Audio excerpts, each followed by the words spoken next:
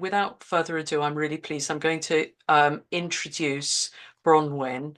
And so Bronwyn Winter has been a radical lesbian feminist activist and researcher for several decades in Australia and France, and a little bit in the UK as well, and transnationally. Among other things, she brought to Susan Hawthorne her idea for a transnational feminist anthology on 9/11, which became the world's first such anthology, co-edited by Susan Hawthorne and Bronwyn, and featuring over 90 different articles, statements, and even some poems.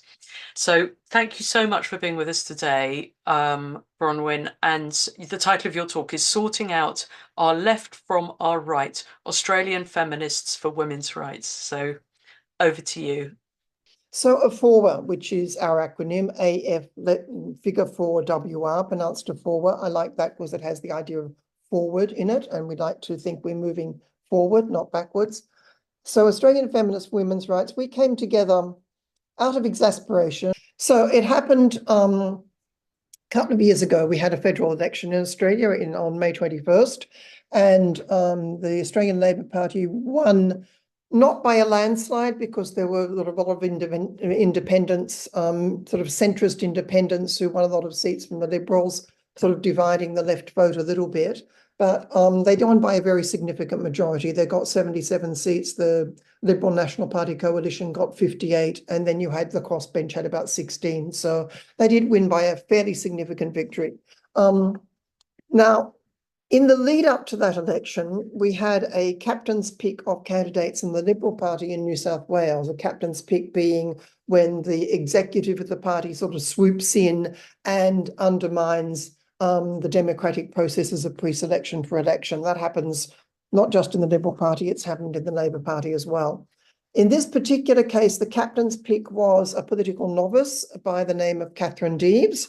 Some of you will have heard her name. She co-founded Save Women's Sports Australasia and tweeted quite prolifically about trans ideology at that time. And she then decided she announced with great fanfare that she was going to stand for pre-selection in the Liberal Party. She went quite public about that, which was sort of against party rules, but never mind. And she became a captain's pick because she stood on a platform solely around gender identity ideology, and that was really what she pushed forward. So she was a candidate on that issue, and specifically on that issue. And the hard right Liberal Prime Minister at the time, a man by the name of Scott Morrison, decided that, oh, whoopee-doo, we can make this a political football, we can make this a wedge politics issue, let's pick Kath Deves. She's very pretty, mother of 3 girls, they play sport, lives in Manly, very picturesque Sydney suburb. There are lots of photographs of her posing in front of the water with, you know, revealing clothes and so on, looking very pretty. And so they said, yeah, let's choose her. Now, that sort of made the issue into a political football, because on the other side of the left, we had the Greens leader, Adam Bant, very dug in, saying transgender rights are non-negotiable, transgender rights are not up for debate, and blah, blah, blah, blah. The Labor Party, whenever approached about the question, dodged the issue as much as it possibly could, although a couple of statements by the current Prime Minister, Anthony Albanese, who also happens to be my local rep, sort of gave the impression that he pretty much agreed with us, yeah, but he wasn't, the Labour Party wasn't going to go near the issue because it was going to derail the rest of the election and everything else the Labour Party wanted to do. So that sort of put us in a very difficult position, because a lot of women who came to feminist consciousness in a way, or probably still haven't come to feminist consciousness, but some of them around the gender ideology issue, were very supportive of Catherine Deves' candidature, because they were so sick of the left just sort of jumping on this sort of trans train and not really wanting to be seen as progressive, and sort of betraying the women who'd voted for them. A lot of them were members of the Greens as well. We had a big debate around the same time around an elected convener of the state Greens, Linda Gale, also being ousted through a sort of pro-trans campaign. So there was a lot of stoush within the Greens about it as well, and a few people got expelled from the party. So So that's the situation we're in, where the right wing were grabbing hold of this with both hands, saying this is our issue, rah, rah, rah. We're going to oppose gender ideology. You know the story. It happens in Europe as well. It's happened throughout the EU, where feminism and gay rights and gender ideology get put in together, although the right in Australia was a little bit smarter about how it did that, because, you know, it didn't touch gay rights or women's rights, or it sort of claimed to be the defender of women's rights, which it absolutely is not, as we know. So that's the situation we're in. And we had the Greens, who were supposed to be the most progressive party, being very aggressively pro-trans. And so a few of us feminists on the left, having endless arguments with women online about this, decided that we were sick of it. There was no, apart from Feminist Legal Clinic in New South Wales, which is explicitly of the left and does very good work and is explicitly women only, has done a lot of work on, well, the Feminist Legal Clinic is based in New South Wales, but it's national. They've done a lot of good work. There was no organisation that actually had feminist in its name, for one thing, and took a very explicit left-wing stand on this. So another woman and I came together, and I can't mention her name publicly because she's at risk in her workplace, but we're the co-conveners. We came together and set up this group. We instantly had women clamoring to join us. Yes, we want to join. We want to join. We're not incorporated. We're almost incorporated. We're all doing this on a volunteer basis, and we're constantly responding to events. So incorporation is taking a little while. But we said, no, we want to actually, we cherry-picked a few women, which sort of, doesn't sound very democratic or inclusive, but we wanted to get shit done. We wanted to get stuff done. We wanted to lobby the Labor Party. We wanted to, because we were pretty confident that the Labor Party was going to win government, because that's how things were trending. And that's sort of what we wanted as well. We didn't want the right wing to win government again. So we thought, okay, this is our opportunity to lobby the Labor Party. So that's what we did. We came together as a group, and actually the first action we engaged in was support of Linda Gale in the Greens. And to support Linda Gale, we rapidly had to find a name for ourselves when we sort of barely got together. So that's how we became Australian Feminists for Women's Rights. The first action we did was we authored a myth-busting dossier. And we kept it to 10 myths. There are many myths about transgender, as you well know, but we kept it to 10, and each myth had a couple of pages devoted to it. And we sent it in hard copy, very nicely bound, to the Prime Minister, and just after, in August 2022. So a few months after they were elected, we sent it to the Prime Minister and 22 other federal ministers. And because, a couple of them just blew us off, and most of them didn't reply at all, not even to acknowledge that they received it. So, that was sort of, to be expected, but it was rather discouraging. So then we went to the media. We gave them a bit of time to reply. We nudged them again by email. They still didn't reply. So we went to the media, did a press release. Silence from the media. So they thought, oh, this is a great start. This is lots of fun. So we ended up doing media releases a lot about lots of things that were going on in this space. And we also did a number. Bronwyn, can I just butt in and ask when was this? You might have said, but I didn't follow. It was in 2022. Yeah. Fantastic. Okay, brilliant. It's so interesting, but I just wanted to get the date. Okay. We just wanted to get away from this political. So we've been in existence for a couple of years, yeah. We wanted to get away from this political football, the right making it its sort of, battle horse, and the left either dodging the issue, which is the case of most of Labor, or at least at federal level, or getting behind the trans agenda, which is the case of the Greens and some of the more moderate crossbenchers. It's been very frustrating. And within I know when Kelly J. Keane came to Australia with her Let Women Speak tour last year, we had, even within our group, we were about, 12, 13 women in the core group. We have lots of friends and supporters, but that's the core group at the moment. When we become incorporated and open to membership, we imagine the numbers will grow. But at the moment, that's where we're at. And I'm sorry, I just lost my train of thought. Core group, 13 women. What was I about to say? Can't remember. Never mind. Oh yes, when Kelly J. Keane. Within the core group, we we had some difference of opinion as to the advisability of this tour and the politics of Kellie J. Keane within the group. So we decided that as an organization, we were going to support women's right to speak, but publicly distance ourselves from the organization of the tour. So we weren't involved with the tour. We supported women's right to speak. It's still the value of Kellie J. Keane and her effectiveness and her politics is still a matter under discussion with the forward. We decided we were going to be neutral in relation to her and her tour. And some women are in our group spoke as individuals in her events.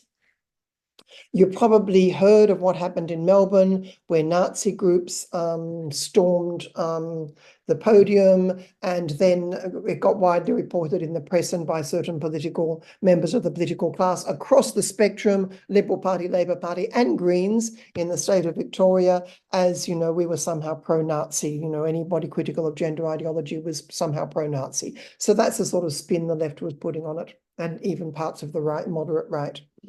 So the Kellie J. Keane tour was sort of a bit of a problem for us, but we still defended her right to speak.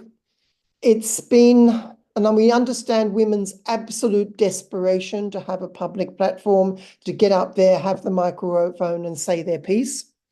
I'm not sure personally how effective the Kellie J. Keane tour was in Australia, how much consciousness raising it did, how much consciousness raising of the sort we might have liked to see in Australia it did, because she was supported by CPAC, which is the Conservative Political Action Conference. And those of you from the US know very well who those people are. They're not our friends. It was, and subsequently Moira Deeming, who was a Liberal Party politician in the state of Victoria, who's been very active in the gender critical space as well. She also spoke at one of their events. So this creates problems for us because Moira Deeming is also a religious conservative. She's against abortion. Kath Deves called when we had the referendum on an Indigenous voice to Parliament in Australia last year, which is a forward we all strongly supported, which I personally strongly supported, and ended up getting in arguments with women about it. Kath Deves called it a coup d'etat. She said that the Indigenous voice to Parliament would be a coup d'etat, and it was just to constitutionalise an advisory body. It wasn't a big deal. It was a very, very small thing. And so those sorts of fracture lines, Kath Deves also spoke at the Australian Monarchist Conference beside people from the extreme right. So, this then starts to become extremely problematic for us. And it's more and more apparent that in the so-called gender critical space, in the forward, we're actually not gender critical, we're gender abolitionist. And I think that's the case of most of you here in WDI as well. We don't have a gender, we're gender abolitionist.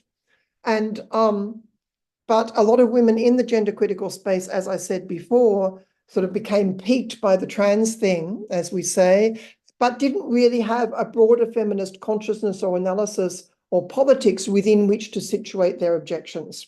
In a forward, we don't want to be single issue feminists. This has taken up most of our time and energy at this point in time, but we see ourselves as feminists beyond and around this issue. One of the things we feel very strongly about is violence against women. Who doesn't in the feminist community? And we also feel very strongly about the way the family court has been truncated and diminished in Australia and is not adequately fulfilling its original functions. And that's a whole other sort of subject that I won't go into now, but that's something we also want to start working on.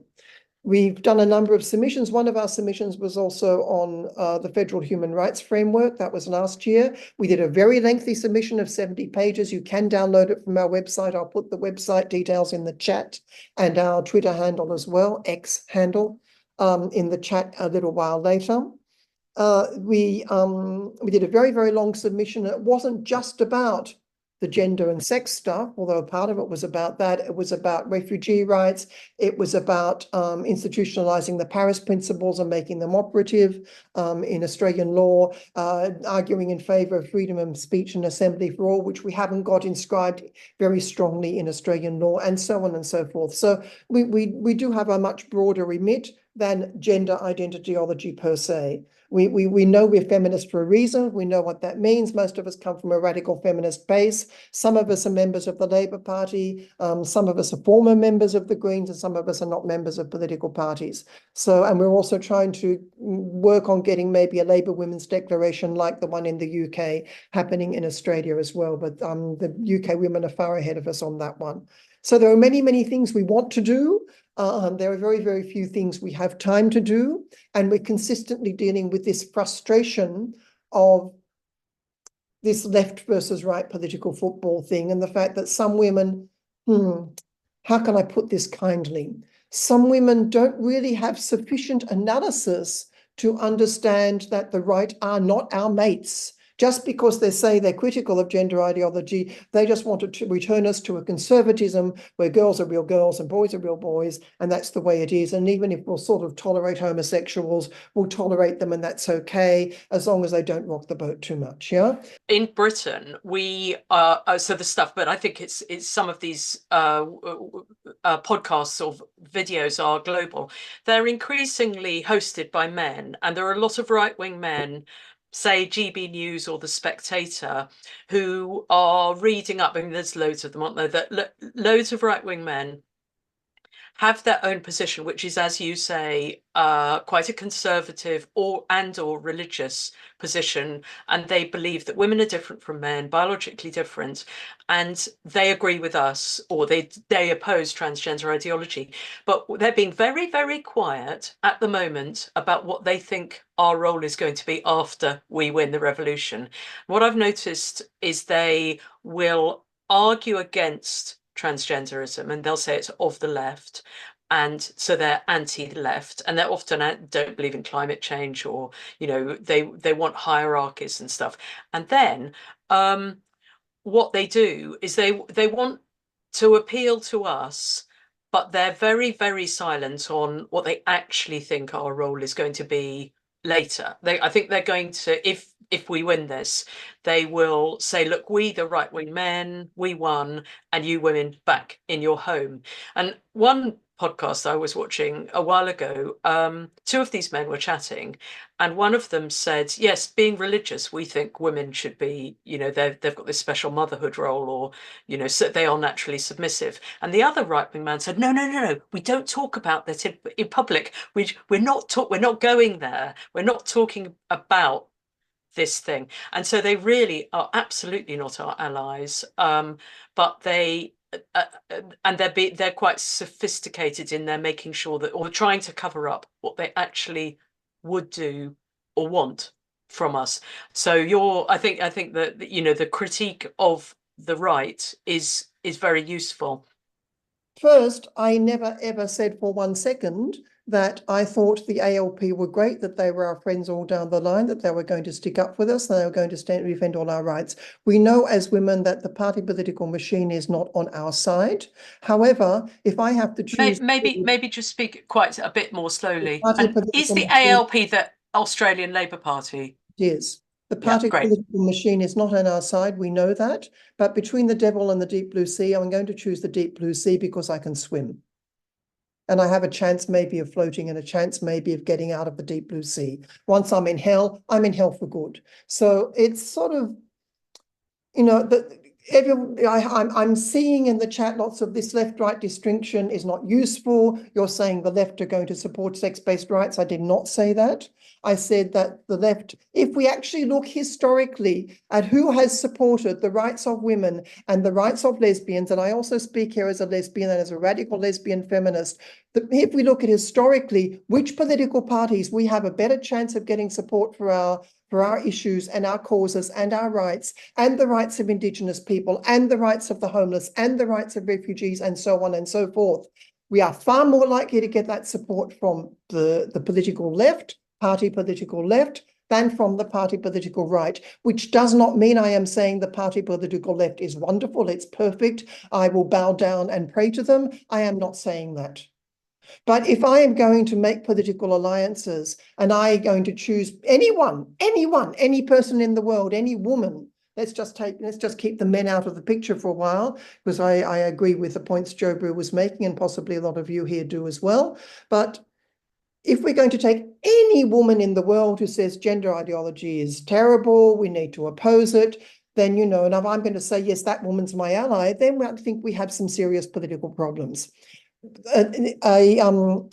Recently in Australia, a senator by the name of Pauline Hanson, who is the founder of an extreme right party called One Nation, put forward a proposal in the Australian Parliament for an inquiry into the transing of children, basically into gender medicine on children. Now, I would wholeheartedly support such an inquiry, but it was dead in the water as soon as the extreme right put it forward. If Pauline Hanson really wanted the inquiry to happen rather than, you know, make political capital for her movement, then she would have handballed it on to somebody who was more moderate. She would have found a way for somebody more moderate to put it. She did not do that. So the interest for Pauline Hanson was not the issue. It was her political capital.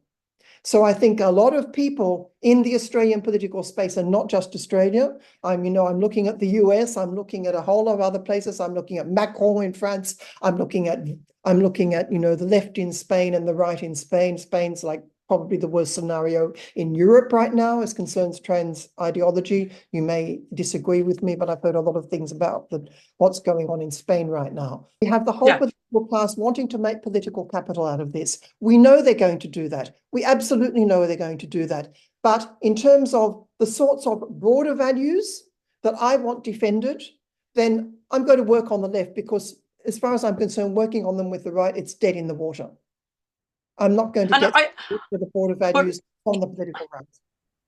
And what we've I think it's so interesting that we can articulate this and we could talk about it. Many of us have spent a lot of time in the left or working with the left or in unions or left-wing political parties and been very, very frustrated by how patriarchal they are. And I think that, well, my experience is that we've seen political parties sort of out themselves as very, very patriarchal. So the Greens in Britain have there's been a press release coming from Green Women's Declaration that we're trying to put up on our website so everyone can see it. But the leadership are against the Cass review. So they're saying, well, no, we, the Greens, we don't really agree with the Cass report, which is just outrageous. So these traditionally left-wing and the Labour Party in Britain are awful. They've outed themselves as being so patriarchal that it's made a lot of people really question, who were traditionally on the left, question how honest they were, how much they really did believe in women's rights. But I think a lot of this whole issue of transgender ideology has thrown everything up in the air. And one of the things we managed to do at WDI is we've managed to be quite a broad organization where we have the views of the working with the left or working in the left and the better the left than the right, and also the critique of the right that you're making, to say sometimes they might be good with one thing but they're not good with other things, and they're quite self-serving a lot of the time. So I think one of the things that's very useful is us to be able to open up these discussions and say, okay, so what is it of the left that we really still like, or what I think many of the women here have been or are on, or feel that they're on the left, but the left's betrayed them. And then you're articulating in a stronger way this sort of commitment, I guess, to trying to bring the left back to where we want it to be. And I think it's a very valid thing to do. It's sort of, it's good. Yeah. There's a comment in the chat about not confusing left values with the parties. And I think that's an very important comment, because when I say I am of the political left, for me, radical feminism is by definition of the political left. And I don't mean Labour Party. I mean the political left in very broad terms. I'm not talking in political party terms. However, I reiterate that if we're looking for a party that is more likely to, I won't say fully embrace feminist values, because we know that, as I said before, parties are in this to make political capital. If they think it's going to win them votes or lose them votes, that's the way they jump. They will jump where they think they're going to win votes. And we know that. They jump where they're going to get donations from, big donors. That's what they're in the game for. They're in the game of power, and they will go in the direction of what is going to win them power. what our job is to convince political parties that, it's in their interest to support these values because A, it's in their policy statements, the left-wing parties, and because that's how they got founded, and B, it's going to win them votes because otherwise women are going to stop voting for them. So that's sort of the strategic game you're playing with political parties, but never in a month of Sundays, till my dying breath, till my last gasp, will I vote for the political right because I know that that is going to send me straight to hell and rather than into the deep blue sea. And I am not going to, I'm not going to dance with the devil. People are talking about, yeah, I agree with you about this person, about Pauline Hanson, but not about Kath Deeves, not about Moira Deeming. Kath Deeves and Moira Deeming have been courageous on the gender issue. Kath Deeves is also part of the legal team, one of the junior members of the legal team supporting Sal Grover in the Tickle versus Diggle case. So yes, they have been outspoken. I personally have no antipathy towards them. It's not about who I like or don't like or who's pretty or who's not pretty. It's about what the broader values in terms of feminism are. And, and I can't, and I just can't get on board with defending women who are going to oppose women's reproductive rights. I just can't get on board with that. I can't get on board with allying with women who are going to say the Indigenous voice to parliament is a coup d'etat, and who are going to then get up and speak for monarchists. I just, there are. I think it's very important as well that we don't allow ourselves to be aligned with the right, because that is the big strong vilification of TERFs or of gender abolitionists, is that we're right wing. And so that's strategically, I mean, apart from many of us not wanting to do it because we don't agree with the politics, it's disastrous if we do ally with the right, because that's the big argument against us. So I think both strategically and in terms of what our politics are. Can I ask you, what about France? Because you've been in France and you know a lot about France. Is there this left wing and right wing? Is there a group like French Feminists for Women's Rights, which is more allied with the left? It's sort of in a moving space at the moment. There is Women's Declaration International France, as you would know, and I'm going to be doing a seminar for them next week. There's not next week, the week after. There's also something called the Observatoire de la Petite Sirène, the Observatory for the Little Mermaid, and I don't think of the Little Mermaid, and I don't think they knew about mermaids when they chose the name, but I think they chose the image of the mermaid as somebody who is transformed beyond being able to live. Yeah.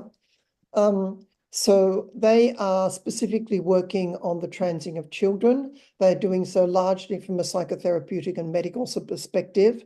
They are not very clear on their left versus right politics, but they are doing an awful lot of good work. They're extremely active. There is an LGBT Alliance France, which is nascent. So there are various groups and individuals working in this space. Some of the people involved in the Observatoire have been feminists for many, many, many decades. There's Marie-Jo Bonnet, there's Liliane Condel, there's a few other very, very well-known feminists and lesbian activists involved in the sort of wider network of the Observatoire. But at the moment, things in France are sort of in a moving space. There is one senator who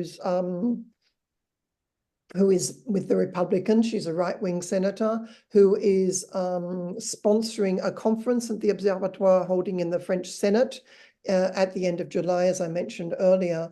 And the Society for Evidence-Based Gender Medicine, the president of that society is a gay psychotherapist who's Australian, who I know by the name of Roberto D'Angelo, and they are associating with that conference. I looked at the conference program. As per their mini conference last year, most of the speakers were men.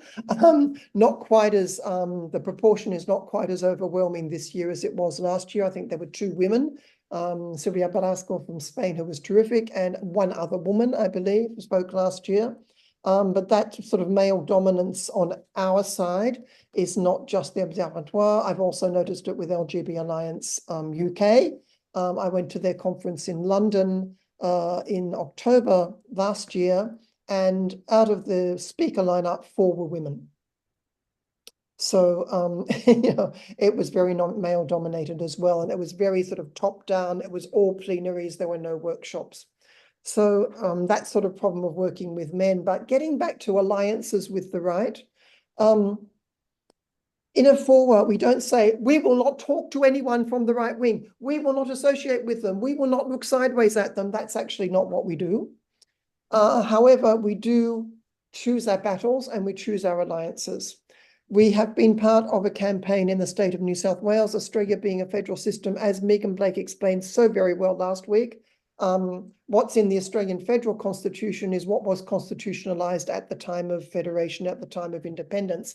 And because the states had a lot of power as former colonies, most of these things happen at state level. So all the gender legislation is happening at state level, enabled by 2013 amendments to the Federal Sex Discrimination Act, which Megan also talked about last week. If you haven't seen her presentation, I do strongly recommend you go and have a look. It's very, very good. In New South Wales, so I was talking about federal versus state legislation. So what's all the legislation about the gender stuff is enabled by the Sex Discrimination Act, but it's happening on state level. So there's the only one way that the federal government can swoop in and override state legislation is if the state legislation contravenes federal legislation, which it does not at this point in time, given the amendments to the Federal Sex Discrimination Act. In New South Wales, FORWA has been part of a coalition of groups who were sort of either explicitly on the left or who are on the left without sort of quite saying so, and who have been campaigning in New South Wales. Now, of course, the only people in New South Wales who will even talk to us are the right. So we have had meetings with members of the Liberal Party. We did have one meeting very early on with the secretary, with the assistant to the, I forget his actual title, but he's assistant to the State Attorney General. And he was very receptive. And we thought, goody, we've got an in. But when we started to follow up with this guy, we got the blanket blowing off type of form letter that the ALP is sending out to everybody. So clearly someone got to him.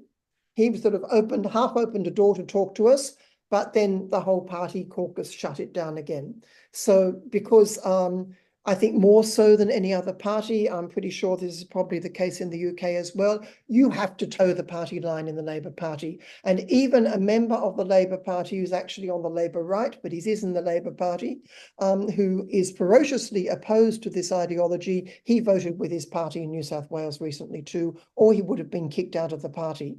He's working underground with us, but he didn't cross the floor because it's not a conscience vote. You have to vote with your party.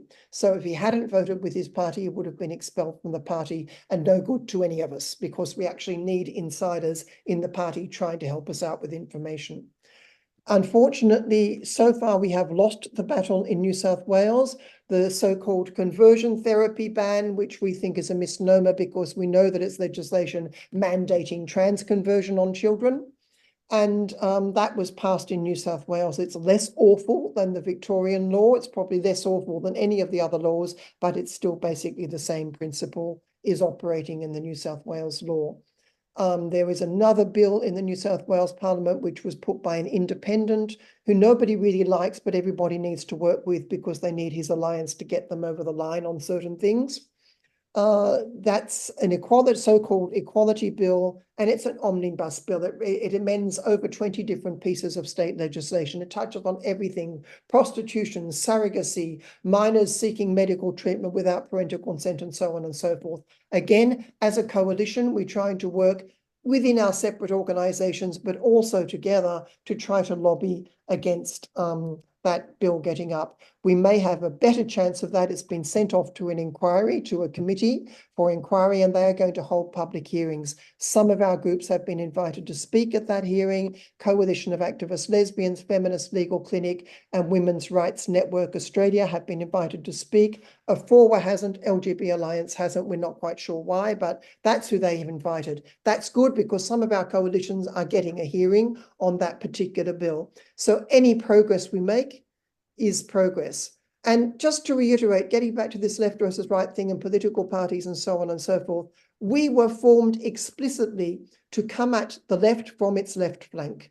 That's what FORWA was about. That's what we were set up to do. We were not set up to say they're all patriarchs and we'll just ally with anybody who's critical of gender ideology. That's not what we were about, because I understand women's frustration. I understand our frustration with left-wing parties, some of which we may have voted for all our lives. I understand women's absolute disgust. I resigned from my own trade union. I was brought up trade union. I resigned from the past members association of my own trade union, of which I was a former branch president and founder even of its national queer caucus, because of their stance on gender ideology. So, you know, it's not like I'm supporting these people, right?